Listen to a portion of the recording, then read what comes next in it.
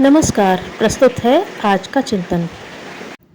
बालक का प्रथम क्रीड़ा स्थल माता की गोद ही है। वह जिस आश्वासन की अनुभूति करता है वह अन्यत्र दुर्लभ है। जननी के स्नेह, ममत्व एवं सौहार्द से अनुप्राणित बालक उसके आदेश को बड़ी तत्परता से मानता है। माता के आदेश पालन और अनुकरण में उसे सुख मिलता है।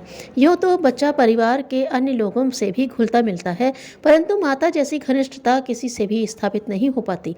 माता ही उसका प्रथम मित्र है, माता ही प्रथम गुरु है और माता ही प्रथम पाठशाला है। माँ बालक में सुसंस्कार बढ़ाने और सद्वृत्तियाँ जगाने का कार्य तभी कर सकती है जबकि वह स्वयं भी शिक्षित हो। अशिक्षिता माँ के बालक कितने सद्गुणी बनेंगे, यह कहा नहीं जा सकता। विश्व का इतिहास इस बात का साक्षी है कि जितने महापुरुष हुए हैं उनके निर्माण और उत्थान में उनकी माता का प्रथम हाथ रहा है। शास्त्रों में माता को बालक का प्रथम गुरु कहा गया है। इसके पीछे भी यही तथ्य अंतर्निहित है कि माता ही सर्वप्रथम उसे आचार व्यवहार की शिक्षा देती है तथा संसार की विविध वस्तुओं का ज्ञान प्राप्त कराती है। मनोवैज्ञानिकों का कथन है कि 5 वर्ष तक बालक में जो व्यक्तित्व और रुझान विकसित हो जाते हैं, आगे के जीवन में वही प्रस्फुटित होते हैं। प्रारंभिक 5-6 वर्षों तक बालक पाठशाला में तो जाता नहीं, अतएव माता के सामीप्य में ही उसका विकास होता है। विचारवान माताएं बालकों के मन में सद्विचार जगाने के साथ साथ सामाजिक कुरीतियों के प्रति विद्रोह के बीज भी इसी आयु में ही रोप देती है। बालक जैसे साथियों के मध्य रहता है तथा जैसी पुस्तकें पढ़ता है वैसा ही प्रभाव उस पर पड़ता है। शिक्षित माता ही साथियों तथा पुस्तकों के चुनाव में सतर्कता बरत सकती है, अन्यथा बालक भी अशिक्षित माताओं को आसानी से बहका देते हैं और मनमानी करते हैं। बालकों की संख्या का सीधा साधा प्रभाव उनकी शिक्षा, स्वास्थ्य आदि पर पड़ता है।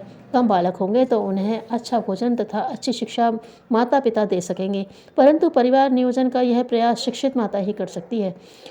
अशिक्षित माता तो बच्चों को ईश्वर की देन और भाग्य की रेखा मानकर इस ओर तटस्थ रहती हैं, परंतु शिक्षित माँ परिवार की सुख शांति और बालकों के उज्जवल भविष्य को दृष्टिगोचर रखकर इस ओर समुचित कदम उठाती हैं।